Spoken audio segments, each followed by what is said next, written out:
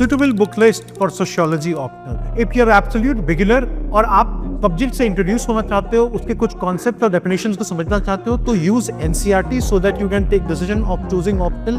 11th class की brown colour की एक किताब है इंट्रोड्यूसिंग सोशियोलॉजी, उसको पढ़े, और 12th क्लास की एक किताब है येलो कलर की इंडियन सोसाइटी, इसको पढ़े। इसके अलावा पेपर 1 के लिए अगर आपको डीप कॉन्सेप्चुअल क्लैरिटी और एंटायर कवरेज चाहिए तो आप ब्लू कलर की हरलम्बस एंड हॉलबॉर्न के द्वारा लिखी गई किताब सोशियोलॉजी थीम्स एंड पर्सपेक्टिव समझ सकते हो।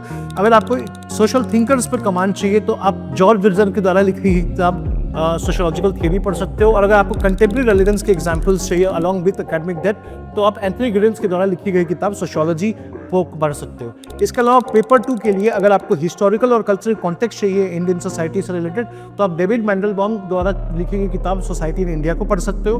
अगर आपको वीना दास मैडम की हैंडबुक ऑफ इंडियन सोशियोलॉजी अगर आप पढ़ते हो तो उसके अंदर आप क्रिटिकल कमांड डेवलप कर सकते हो अलॉन्ग विद एकेडमिक डेप्थ। और अगर आप tribes, social problem, social issues, cultural continuity ऐसे इश्यूज को पढ़ना चाहते हो तो उसके लिए नदीम हसनैन साहब की इंडियन सोसाइटी एंड कल्चर पढ़ सकते हो। इसके अलावा एक और किताब है, अगर आपको कंसोलिडेटेड कंटेंट चाहिए अकॉर्डिंग टू यूपीएससी सिलेबस तो आप नितिन सानवान सर के द्वारा लिखी हुई किताब एसेंशियल्स ऑफ सोशियोलॉजी पढ़ सकते हो।